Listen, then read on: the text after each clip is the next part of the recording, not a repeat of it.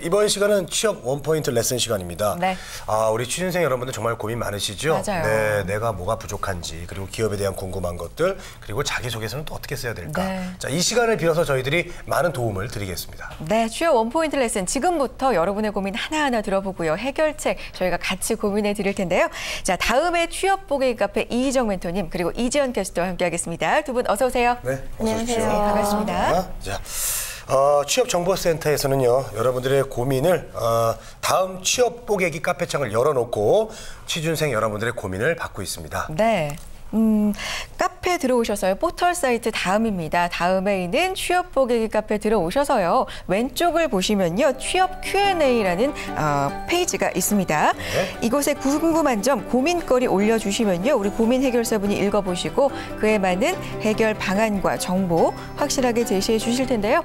자세하게 올려주실수록 해결책도 자세하게 고민해 드릴 수 있습니다. 구체적으로 남겨주셨으면 좋겠습니다. 네. 포털 사이트 다음에 취업 보기 카페 취업 Q&A 게시판 많이 활용해 주세요.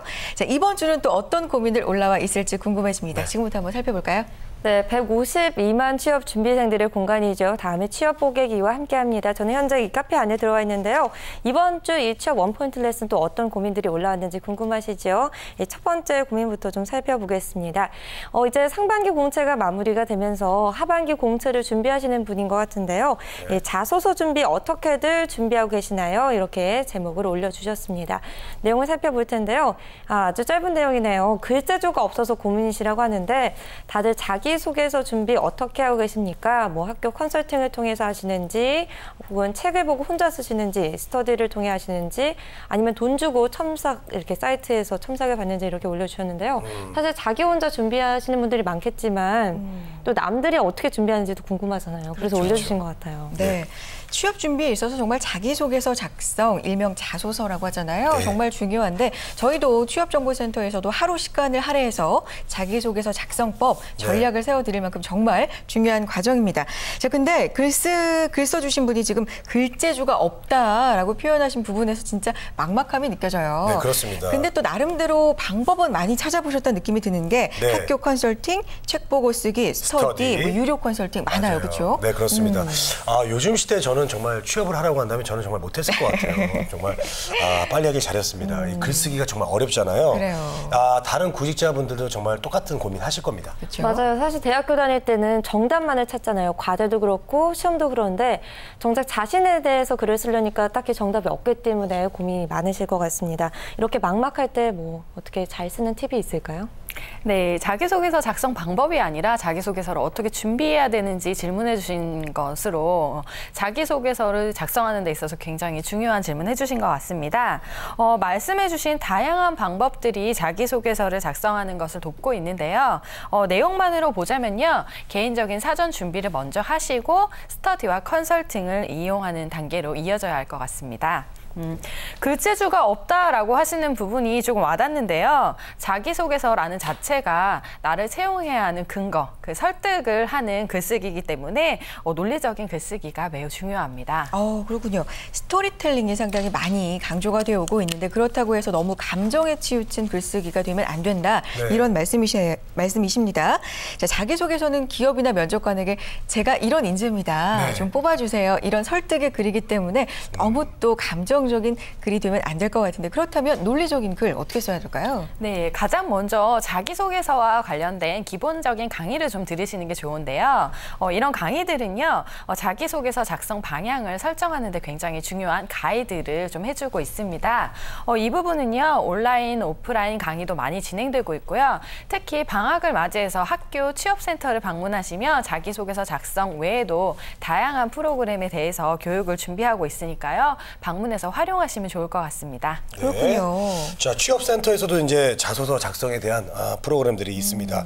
자, 가만 보면 이제 우리 구직자분들 학교 안에 있는 취업센터 있는데도 불구하고 잘 활용을 맞아요. 못 하시는 분들이 네. 많고 그런 게 있었어? 하시는 분들도 계시더라고요. 자, 멀리 가지 마시고요.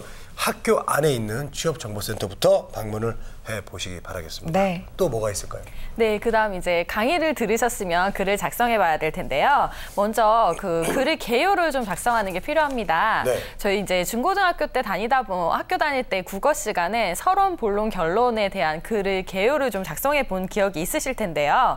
그것처럼 이제 자기소개서 항목에 맞춰서 자기소개서 작성에 대한 주제와 소재를 미리 기록해 두시고 나서 그다음에 그것에 대한 상세한 내용을 좀 작성하는 게 필요합니다. 내용을 작성을 하신 다음에는요, 이제 학교에서 스터디나 혹은 컨설팅 등을 받으시면 좀 좋을 것 같습니다. 그리고 저희 취업 보기기 카페에서도요, 무료로 컨설팅을 해드리고 있으니까 많이 참여하시면 도움 받으실 수 있을 것 같습니다. 그렇군요. 좋은 프로그램이 또 준비가 되어 있네요. 네. 자, 자기소개서 작성에 대한 강의를 먼저 들으셔서 기본을 이해하신 다음에 직접 작성을 해보시고 또 무료 컨설팅 많이 있으니까요. 활용해 보시면 어느새 자기소개서가 완성되어 있지 않을까 그런 생각이 드는데 맞죠? 네, 맞습니다. 말씀해 주신 것처럼 학교 취업지원센터부터 먼저 찾아가셔서 도움을 받으셔도 좋을 것 같고요. 또 온라인에서 현재 저희가 들어와 있는 카페죠. 다음에 취업 보기기 카페에 들어가셔도 자기소개서 작성에 대한 도움 받을 수 있으니까요. 잘 참고하시고 활용해 보시면 좀 더 쉽게 작성하실 수 있지 않을까 이런 생각이 듭니다. 다음 질문도 좀 살펴볼 텐데요. 두 번째 질문은요. 우대와 필수의 차이가 뭔가요? 이렇게 올려주셨습니다. 내용을 좀 살펴볼 텐데요.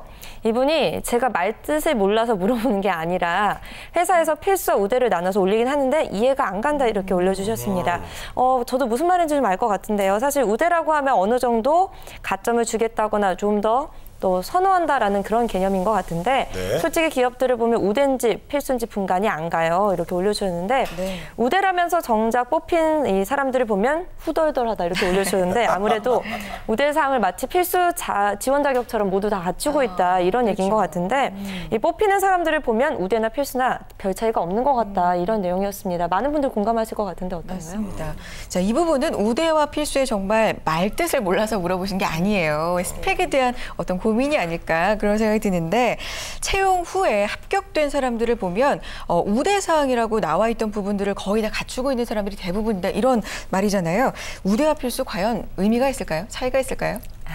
네, 요즘 많은 학생들이 많은 스펙을 가지고 있기 때문에 우대와 필수 차이에 대한 고민이 좀 있을 수 있을 것 같아요. 어느 정도 공감이 가긴 하지만 아무래도 우대와 필수에는 분명한 차이가 있습니다. 우대의 경우에는요, 채용 시 이제 말 그대로 가점의 의미가 주어지는데요. 동일한 조건이라면 우대 사항에 있는 지원자를 채용한다고 보실 수 있습니다. 그래서 일반적으로 몇몇 케이스 사례에서는 필수처럼 느껴졌을지 몰라도 아무래도 이제 채용에서 같은 조건이라면 우대사항이라고 보실 수 있고요.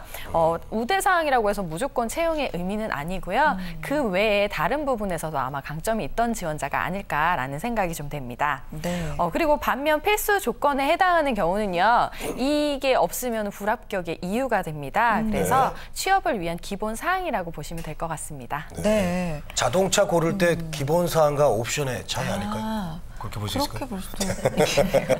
자, 이거 국어사전 또 들여다볼 뻔했습니다. 저는 우대와 필수 명확히 다릅니다. 네.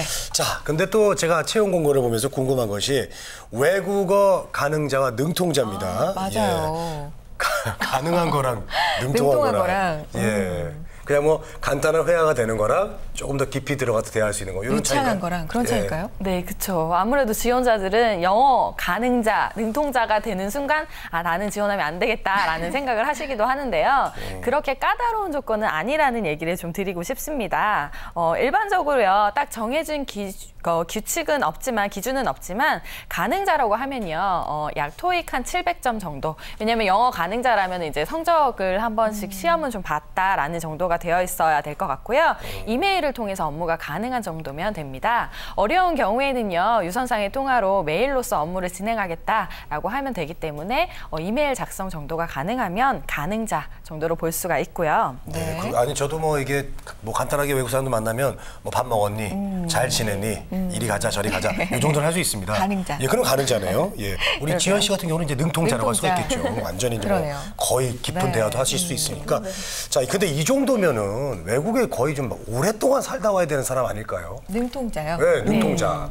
네, 능통자라는 게 사실 외국에 살다 온 케이스가 많지 않잖아요. 그렇기 때문에 기업에서도 능통자라는 게 이제 일부 뭐 업종의 특성에 따라서는 굉장히 네이티브처럼 그런 대화 내용을 필요하기도 하지만요. 일반적으로 이제 어학 성적은 중요하지 않지만 대화가 가능한 정도, 그리고 좀 발음은 좀 좋은 게 좀 필요하고요. 그래서 토익 800점 정도 이상으로 의사 표현이 좀 명확한 지원자를 좀 선호하고 있습니다. 네. 이거는요, 서류가 합격되면요, 외국어만으로 평가하는 부분은 아니기 때문에 다양한 평가 기준에 대해서도 본인이 좀 자신이 있다면은, 하나의 일부로 생각하시고 좀 지원을 용기 있게 해주시면 좋을 것 같고요. 특히 비즈니스 영어 같은 경우에는요, 사용하는 단어와 언어가 조금 다르기 때문에 입사 후에도 꾸준한 공부가 좀 필요한 부분입니다. 그래서 내가 조금 자신이 없다고 생각을 하시더라도 의사표현 명확히 하시고 대화가 가능하시다면 능통자 부분에도 지원해 주시면 좋을 것 같습니다. 네. 어학 성적이 굉장히 높아도 실무에서 말 한마디 못하는 사람들 굉장히 많잖아요. 네. 그렇죠. 실무에서의 활용 능력이 참 중요할 것 같은데 가능자, 능통자 요게 언급이 되는 순간 상당한 부담이 되는 게 사실입니다. 네. 자, 그렇지만 외국어 가능자 이메일 작성 정도만 가능하면 가능자가 된다고 하니까 부담 조금 내려놓으셔도 될 것 같아요. 용기 가지고 지원해 보셨으면 좋겠는데. 그렇죠? 네, 우대와 능통자님? 필수 그리고 네. 예, 가능자와 능통자 이렇게 짚어봤는데요.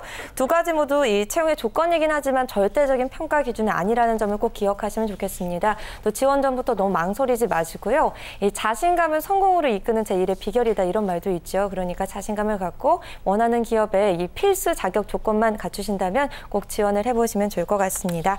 네, 오늘도 이희정 멘토와 함께 구직자분들의 궁금증을 좀 풀어봤는데요. 어디서 묻지 못했던 이 취업에 관한 질문들이 있으시다면요. 다음 취업 보객이 카페로 들어오셔서요.